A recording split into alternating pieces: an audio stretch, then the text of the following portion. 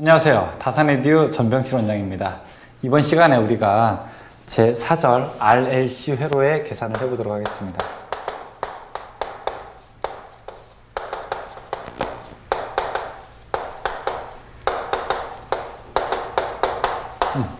앞서서 우리가 배웠던 것은 R만의 회로, L만의 회로, C만의 회로였습니다. 그것은 R만 있는 경우, L만 있는 경우, C만 있는 경우입니다. 그런데 실제로 그렇게 각각 존재하는 경우는 그리 많지가 않습니다.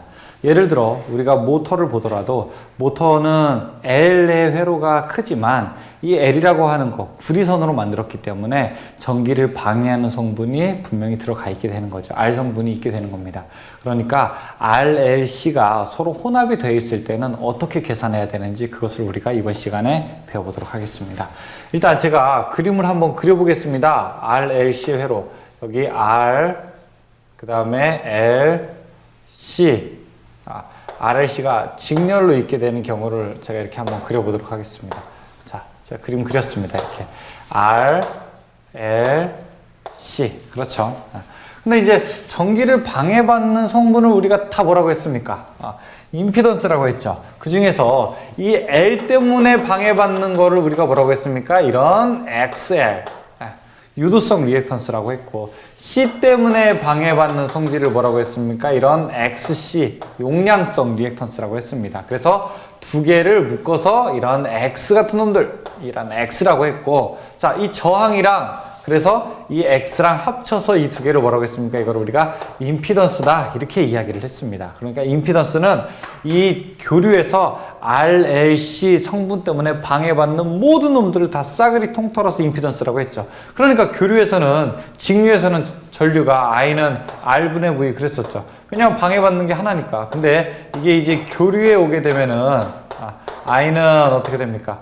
임피던스분의 V 이런 식으로 되는 거죠. 자, 그러면 다시 한번 임피던스가 무엇으로 구성되어 있다? 임피던스는 저항과 무엇의 합이다? 리액턴스의 합이다 이렇게 볼 수 있습니다. 맞습니까? 네, 맞습니다.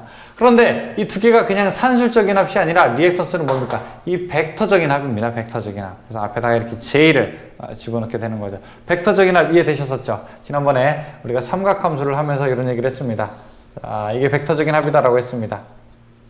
빗변의 밑변의 제곱, 높이의 제곱, 그 다음에 빗변의 제곱 두 개를 합친 게 이것과 같게 되는 거죠. 그런데 이 임피던스는 꼭 이거와 또 똑같아요. 여기가 저항 성분이고 이쪽이 리액턴스 성분이고 이쪽이 임피던스 성분이에요. 그러니까 이 저항의 제곱, 리액턴스의 제곱을 한 게 임피던스의 제곱과 또 같게 됩니다. 그러면은 어떻게 됩니까? 이거는 임피던스는 이런 식으로 표시할 수가 있죠. R의 제곱 플러스 X의 제곱이 뭐랑 똑같은 거예요? 임피던스의 제곱과 같다고요. 그럼 임피던스는 어떻게 됩니까? 임피던스는 루트 이렇게 되는 거죠. R의 제곱 플러스 X의 제곱 이런 식으로 계산이 되게 됩니다. 맞습니까? 그래서 만약에 저항이 3이고 리액턴스가 3이면 임피던스는 얼마예요? 5가 되는 거예요. 8, 6이면은 10 혹은 6, 8이면은 6, 8이면은 이것도 10이 되는 겁니다. 자, 이때 리액턴스는 무엇과 무엇으로 나눌 수 있습니까? 근데 이 L과 C는 서로 상극이에요. 둘은 완전 반대예요. 둘은 맨날 싸워요. 그렇기 때문에 이 저항의 제곱 더하기 X에는 무슨 성분이 있냐면은 이 XL 성분, 유도성 리액턴스, 코일 때문에 방해받는 유도 리액턴스 성분이 있고, 다음 빼기 XC 성분이 있습니다. 그 두 개를 제곱한 것만큼만 살아남습니다. 예를 들어 이게 3이고 이게 8이고 그 다음에 여기가 4다. 그럼 어떻게 돼요? 이게 3, 8, 4이기 때문에 이 안에는 얼마가 남습니까? 4가 남죠. 그러면 3의 제곱, 4의 제곱에서 임피던스는 얼마예요? 5예요. 둘은 서로 싸울 수밖에 없어요. 항상 싸웁니다. 둘의 크기는 비교해서 큰 놈이 이기는 거예요. 큰 놈 성분만 남게 되는 겁니다. 그러면 XL은 어떻게 돼요? XL은 이렇게 되죠. R의 제곱 플러스 XL이 2 파이 FL이 되는 거고, 마이너스 이건 어떻게 됩니까? 2 파이 FC 분의 1 이렇게도 넣을 수 있는 거죠. 제곱. 왜냐하면은 이게 오메가 L이고 이게 오메가 C분의 1이니까. 이게 이제 임피던스식입니다. 임피던스식. 물론 이따 또 문제를 또 살펴보면서 해야 되겠지만, 제가 뭐라고 했습니까? 여기가 이제 몇 분 능선? 7분 능선이라고 했잖아요, 여러분. 조금 복잡해도 괜찮아요. 더하기 빼기만 하면 돼요. 그러면은 이 회로에서는 XL이 크냐, XC가 크냐, 둘 중에 누가 크냐로 가지고 이 전체 회로의 성격이 좌지우지가 되는 겁니다. 그러니까 만약에 자 어디에 만약에 저기 한 반 클래스를 놨는데 여기가 중성이고 여기가 남자고 이게 여자예요. 그럼 남자가 더 많으면은 이 회로는 남성성이 더 많은 거고요. 그렇죠? 만약에 여자가 더 많으면 이 그룹은 여성성이 더 많게 되는 거죠. 그래서 두 개를 비교합니다. XL이 크냐, XC가 크냐. 그래서 만약 X 비교해서 XL이 더 크다라고 하게 되면은 이 성분은 L 성분이 더 많게 되는 거죠. 그러면 이 회로는 무슨 성분? XL이 유도성 리액턴스니까 이 회로는 우리가 유도성을 띠게 된다라고 이야기를 하고요.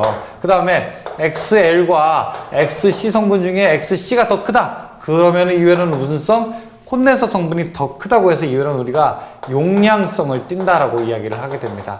그럴 때 유도성을 띠게 되면 어떤 성질이 있습니까? 유도성 회로에서는 전류가 더 빨라요, 늦어요? 전류가 더 늦죠. 그래서 이때는 지상 역할을 하게 됩니다. 지상을 띠게 되는 거고요.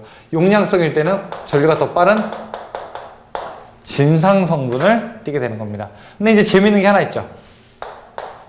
XL과 XC가 같을 때 이걸 우리가 공진이라고 합니다. 이거는 이제 다음 시간에 우리가 학습하도록 하게 됩니다. 어쨌든 이 둘 중에 누가 더 크냐를 가지고 우리가 앞서느냐 뒤서느냐를 구분할 수가 있게 되는 겁니다.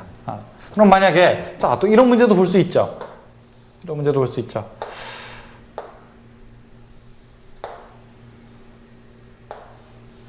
만약에 저항이 3이고 이 리액턴스가 4다. 그러면 이때 둘 사이의 위상차는 얼마가 되는가? 이런 것도 물어볼 수가 있죠. 그쵸? 어떤 회로가 있는데 이 저항이 3옴이고 코일이 4옴이래요. 그러면은 이 회로는 전류가 더 늦게 되는 거는 맞죠? 그러면은 전류가 늦게 되는데 얼마나 더 늦게 되느냐? 이게 만약에 전압의 파형이고, 자, 이게 전류의 파형이라고 하게 되면은 분명히 전류가 늦게 되는데 얼마나 더 늦게 되느냐 이걸 한번 계산해 보고 싶다 이겁니다. 그러면은 자 여기가 임피던스 성분이 되게 되니까 요 각도만 우리가 계산하면 되는 겁니다. 이게 전압과 전류의 위상차가 되는 겁니다. 이게 세타가 되는 거예요. 세타가. 결국 R 성분이나 X 성분인데 X 성분이 클수록 각도가 더 커지는 겁니다. 그럼 이거 어떻게 계산할까요? 우리가 밑변분의 높이는 뭐라고 하죠? 이거를 우리가 탄젠트라고 하게 되죠. 그렇죠? 탄젠트, 밑변분의 높이. 빗변분의 밑변을 코사인, 이렇게 해서 코사인. 그 다음에 빗변분의 높이를 이걸 우리가 사인이라고 하게 되는 거죠. 그러니까 탄젠트가 밑변분의 높이니까 3분의 4다 이렇게 볼 수가 있죠. 그러면은 세타는 탄젠트가 넘어가면은 탄젠트 분의 1 그리고 3분의 4가 되는 거죠. 근데 이 탄젠트 분의 1을 뭐라고 하냐면 아크 탄젠트라고 해서 여러분 시프트 버튼 누르고 탄젠트 딱 누르게 되면 그 노란색 글씨로 써 있습니다. 계산기에. 아크 탄젠트 3분의 4 이렇게 해서 계산기로 두드리게 되면은 이 전압과 전류 위상차가 몇 도인지 이것도 우리가 쉽게 계산할 수가 있습니다. 아셨죠? 아셨죠? 좋습니다. 자, 이 RLC 회로를 계산할 때, 자, 이런 식으로 계산을 한다. 이거 기억하시고 문제 한번 풀어보도록 하겠습니다. 주어진 문제를 보도록 하죠. 자, 하나씩 보도록 하겠습니다. 1번. RL 직렬 회로에서 임피던스 Z의 크기를 나타낸 식은 무엇이냐? 자, 이거는 지금 RLC 회로죠. 그쵸? 이 중에서 RL 회로. 그럼 C 성분이 얼마입니까? 0이죠, 0. C 성분이 없다라고 하게 되면 어떻게 됩니까? 임피던스 성분은? 임피던스는 루트 R의 제곱 플러스 XL의 제곱 이렇게 되죠. 임피던스는. 자, 다 몇 번? 가번이 됩니다. 다번이 되죠. 다번. 2번. 저항 9옴, 용량 리액턴스 12옴의 직렬 회로의 임피던스는 얼마가 되는가? 자, 2번에 저항이 9고요. 용량이 10이래요. XL은 없어요. 그럼 이렇게 되는 거죠. 자, 임피던스는 9의 제곱 플러스 12의 제곱 계산하게 되면 됩니다. 이거 얼마입니까? 15 이렇게 나오죠. 15. 다음 3번. 8옴의 용량 리액턴스에 어떤 교류 전압을 가하면 10A의 전류가 흐른다. 자, 여기에 어떤 저항을 직렬로 접속하여 같은 전압을 가하면 8A로 감소되었다. 저항은 몇 옴인가? 물어보고 있습니다. 이번에. 자, 이거는 두 가지 그림으로 그려야 됩니다. 첫 번째, 8옴의 용량에 어떤 전압을 가했더니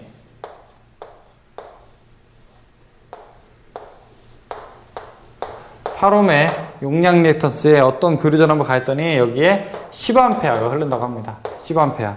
자, 그러면은 여기에 어떤 저항을 직렬로 접속하니까 추가하였더니 8A로 감소되었대요. 여기 콘덴서가 그대로 있고 저항 성분이 있는데